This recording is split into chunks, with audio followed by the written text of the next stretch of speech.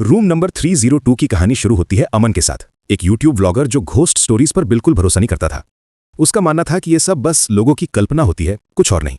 अमन का YouTube channel reality check with Aman नाम से था, जहां वो सुपरनैचुरल क्लेम्स को डीबंक करता था। शांति निवास एक पुराना बिल्डिंग था जो शहर के बीचों बीच खड़ा था। ये बिल्डिंग 1970s में बना था और इसकी आर्किटेक्चर ओल्ड स्टाइल की थी। रूम नंबर 302 के बारे में अजीब कहानियां सुनाई जाती थीं।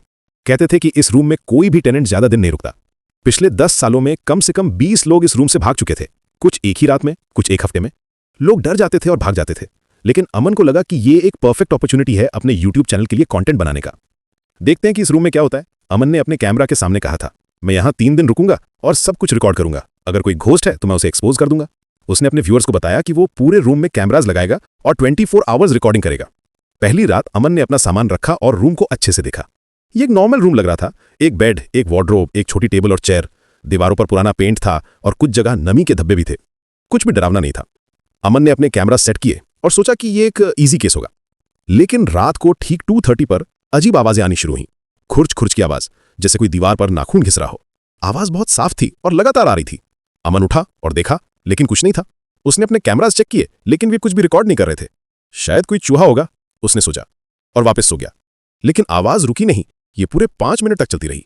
दूसरी रात और भी अजीब थी। अमन ने एक्स्ट्रा प्रिकॉशंस लिए थे। उसने मोशन सेंसर्स भी लगाए थे। फिर से 2 बजे लाइट्स अचानक बंद हो गईं। सारे इलेक्ट्रिकल कनेक्शंस ठीक थे, लेकिन फिर भी लाइट्स नहीं आ रही थीं। अमन ने अपना फोन का फ्लैशलाइट ऑन किया तो एक धीमी आवाज सुनाई दी, क्या तुम भी सुन सकते हो?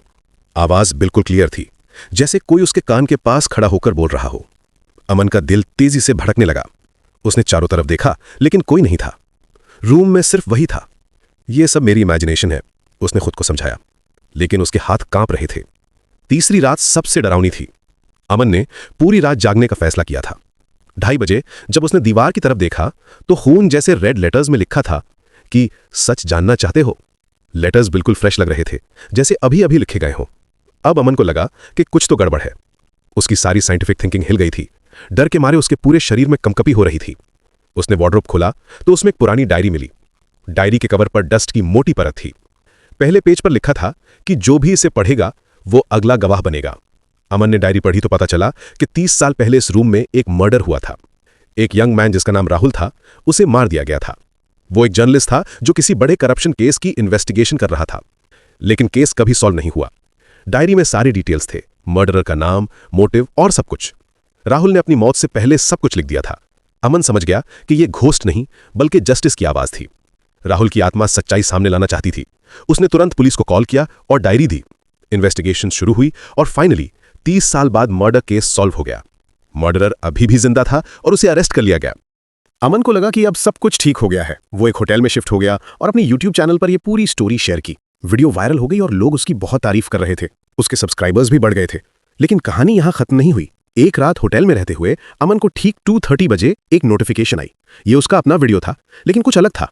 वीडियो के एंड में एक आवाज थी, मेरी कहानी पूरी हो गई, लेकिन क्या तुम्हारी भी? अमन को एहसास हुआ कि कुछ मिस्ट्रीज सिर्फ डराने के लिए नहीं होती, कभी कभी वे जस्टिस दिलाने के लिए होती हैं। रूम 302 एम्प्टी लग रहा था, लेकिन उसमें एक ट्रूथ छुपी हुई थी जो सालों से जस्टिस का इंतजार कर रही थी। आज भी जब अमन उस बिल्डिंग के पास से गुजरता है तो रूम 302 की तरफ देखता है। अब वहां कोई अजीब आवाजें नहीं आती। शायद उस आत्मा को पीस मिल गई है। ये कहानी हमें सिखाती है कि कभी कभी जो जगहें एम्प्टी लगती हैं वहां भी कोई ट्रूथ छुपी होती है, और मिस्ट्रीज हमेशा डराने के लिए नहीं होती, कभी कभी वे जस्टिस लाने के लिए भी होती हैं।